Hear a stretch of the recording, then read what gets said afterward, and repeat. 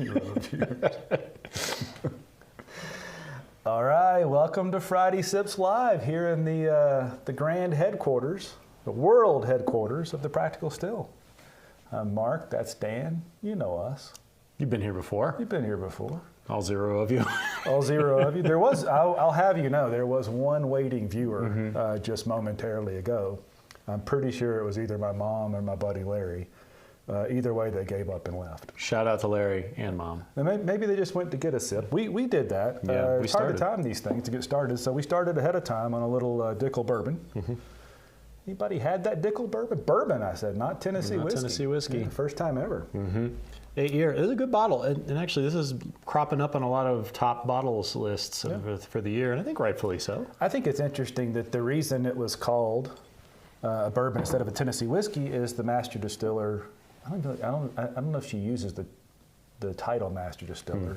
Certainly earned it. Yeah. Nicole Austin said this batch of whiskey had the characteristics of bourbon, not Tennessee whiskey. Yeah. I think she's right. Dickelness is in there, but it's far fainter than most anything you'd have from Dickel. Everybody I tell, I say that it has less of the Dickel funk, and then everybody giggles at the term Dickel funk, which I think everybody should giggle. You should giggle at that. Yeah. That's a giggleable term. I'm going to get a T-shirt made that says Dickel funk. Dickel funk. I believe you will run into copyright. It's okay.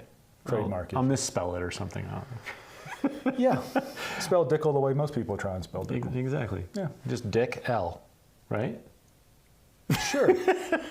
I fully support you wearing a Dick L t-shirt. I think that's got to happen now. We really haven't had enough whiskey to be making those kind of comments. It doesn't take much with me. I do think, and we talked about this, I think that I like that bourbon, okay? It's one of the few whiskeys. So a lot of times I'll make an old-fashioned. I use the clear ice balls that melt really slow. And so when I'm done with the old-fashioned, I'll just splash a little whiskey on top because I'm a conservative sort of fellow that doesn't want to waste an entire ice ball. Yeah. When I did that with that whiskey, to me, that's where it shone really was with a little bit of ice involved. Which is funny because it is 90 proof, so it's fairly low proof already. I think that's the reason it really hadn't blown up. If that was 100 proof, you couldn't find those on a shelf anywhere. Yeah, and it's cropping up a lot. Like you can find this. I mean, it's on the shelves, and I think it's a good bottle for the price and for what it is. It's not my favorite of the Dickels, but it's reliably good. Well, we like the Dickelness. We do. And this is less Dickelness. It is definitely less Dickelness. The Dickel funk is definitely lower. Less funky. Yeah. But that's not what we meant to talk about today. No. We just had to have something to drink in the meantime, and you had that bottle open.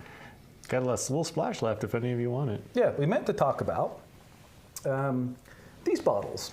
So one is the Woodford Double Reserve, Double Wood, which I thought when we opened it, it was nearly trash.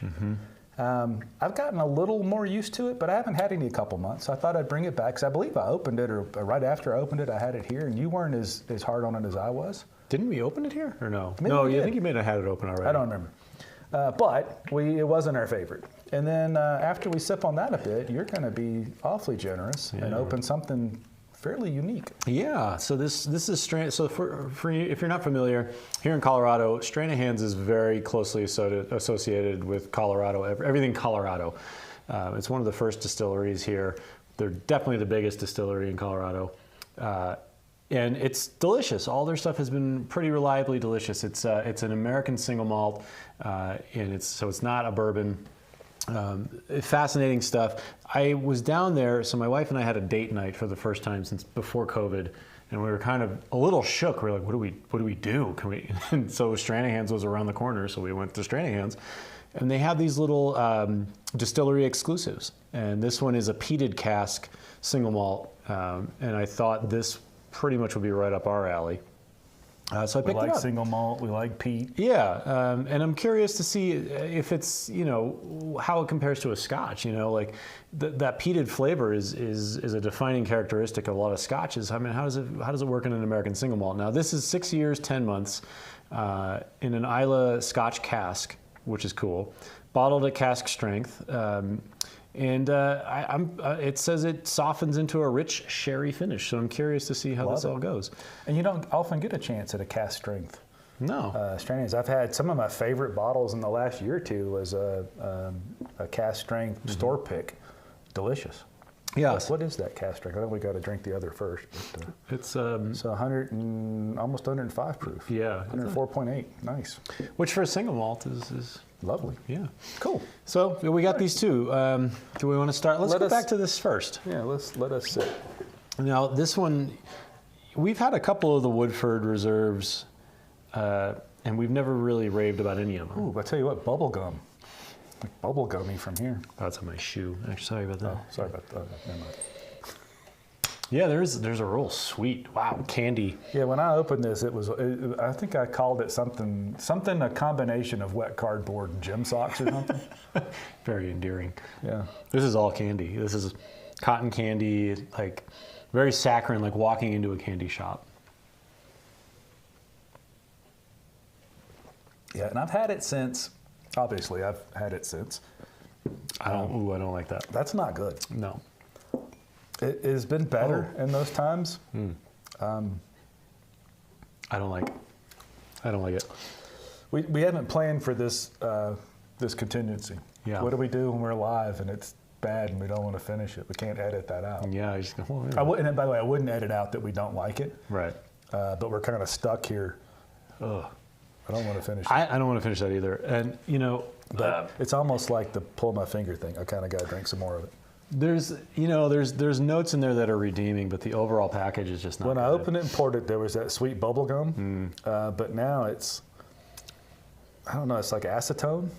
There is some acetone, but that sock smell that you mentioned now is coming through. That's terrible. That is really bad. It's disappointing. I don't know. I've only had, I don't know, maybe a dozen Woodfords of different things. I'm looking for something to dump this in. So far, me. so far the ryes have been okay. Gosh, I don't know. It's and it's interesting. I don't want to pick on Woodford because they do make some good stuff, but It's a quality distillery. But this is just not good. I mean, there's just a confluence of flavors here that don't make sense with each other. Yeah, and it's the standard Woodford proof, the 90.4. This is a store pick from a store here in town called Hazel's. I don't blame Hazel's, but I don't know.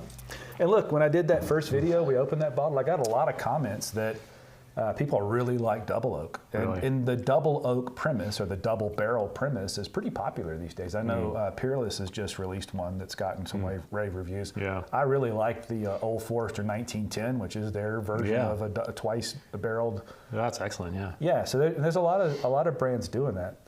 That I just not my thing. Yeah, I mean, it's so hard with these things. I mean, this very well could be somebody's favorite whiskey. You know? Absolutely, There's yeah. there is a lot going on. I mean, after all, we like peated Scotch. Yeah, exactly. Yeah, I mean, there's a lot going on. There are a complexity of flavors. I just don't like any of the flavors. There might be that, but there's also that super woody That's a good cardboard sweat sock. That's awful. Yeah, it's musty. Like it feels Musty. That's it. Yeah. That's a good way to say it. It feels like maybe there was a little mold or something around in the vicinity of the barrel. Yeah. Well, I wonder because Well- I've never had any other double oak. Could that be? It's a single barrel.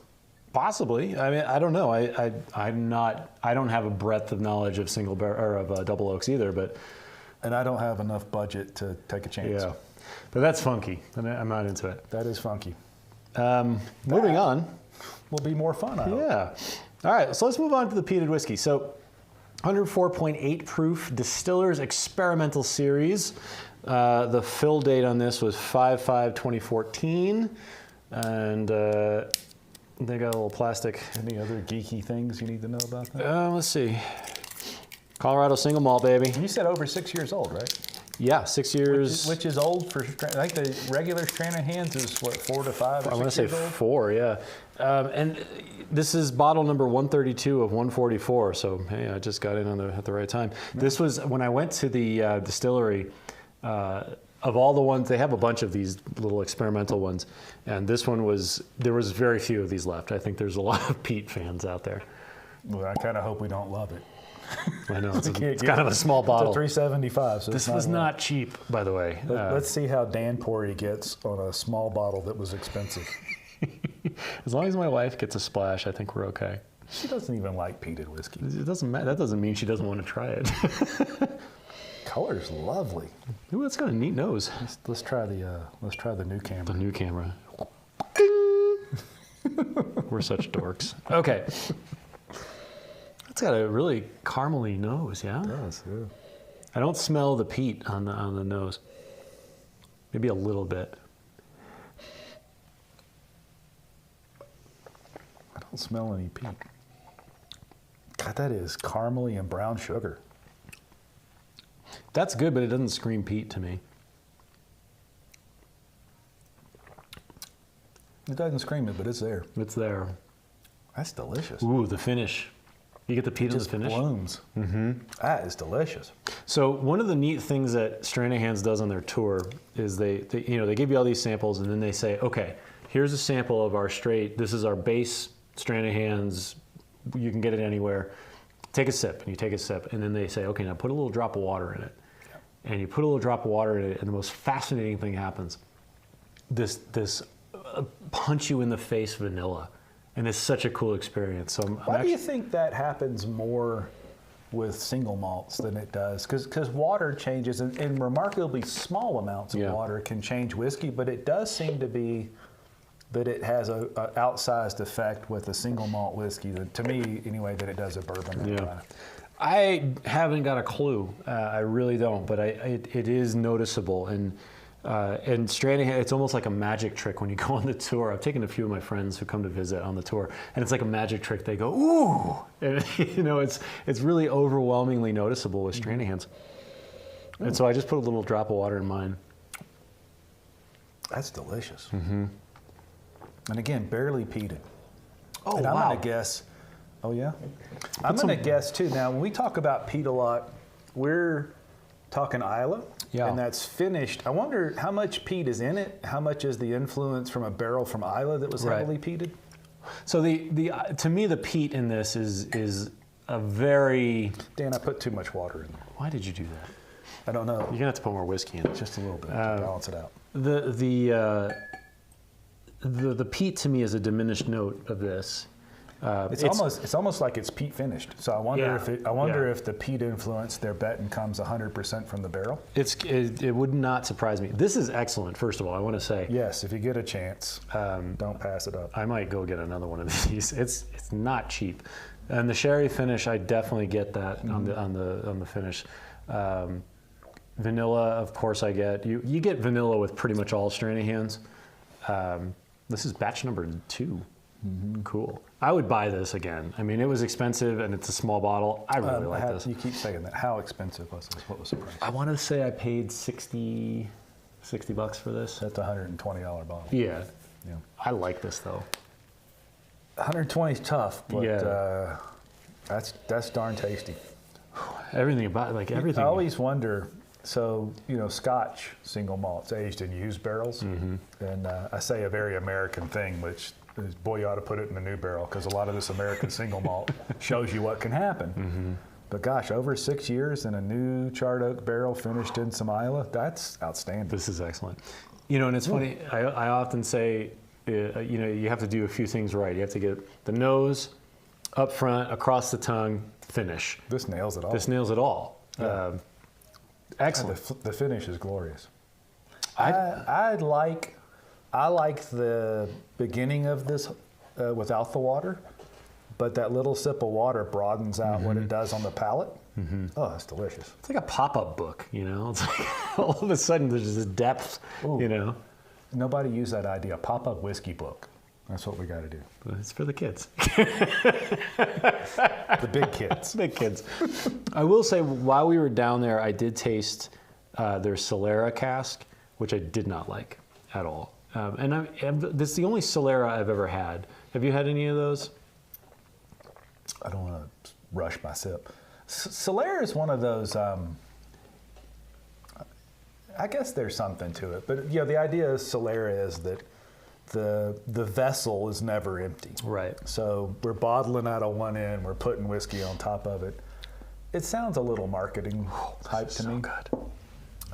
So I don't know. I'm not a big fan of that. I don't know what the Solera thing does. It seems like it just makes it cheaper to produce whiskey and call it older, because there could be some old whiskey. I don't know. All of these things we're talking about with this, with the depth and the pop-up, it had none of that. The Solera had none of that. This is delicious. Mm-hmm.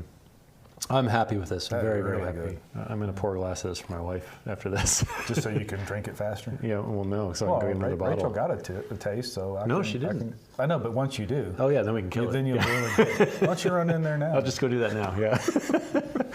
Well, this is excellent. If you find yourself in Denver, Stranahan's, go give them a visit, and this is fantastic. Yeah, do that. And this is fun on Fridays, just kind of sipping stuff live. So we'd love to know what other people might want us to sip. Yeah. If you're finding these things, obviously anybody that's, and a few people are watching, they're just not watching live. So if you're finding this, you're finding after the fact, still leave us a comment. Let us know what you want to do. And if you like it, subscribe down there, wherever that little subscribe thing is. Go down the bottom and subscribe or give us a thumbs up. We'd love to know. I mean, we're going to sit here and drink anyway on Fridays, but we wouldn't mind sharing what people might want to learn about and hear about. And honestly, we'd like to know what you're sipping on. Absolutely. You know, there's things that we have actually watched a video the other day, and there was a whiskey on there that I'm not going to mention because they were dogging on it, but it was one I'd never heard of. And so, you know, you're from all over the country. Tell us what you're sipping on. We want to hear it. Yeah, we schedule these on Fridays around 2:45. So if you can let us know ahead of time what you're sipping on, and we happen to have it, and out of the We'll sip with you. 175 bottles between the two of us we probably have it. We'll sip it all together, and that'd be fun. I'm in. Anything else? No, I think that was fun. All right, well, enjoy this. As far as I know, you told me I could have all of that I wanted. We hear the things we want to hear. Cheers. Cheers.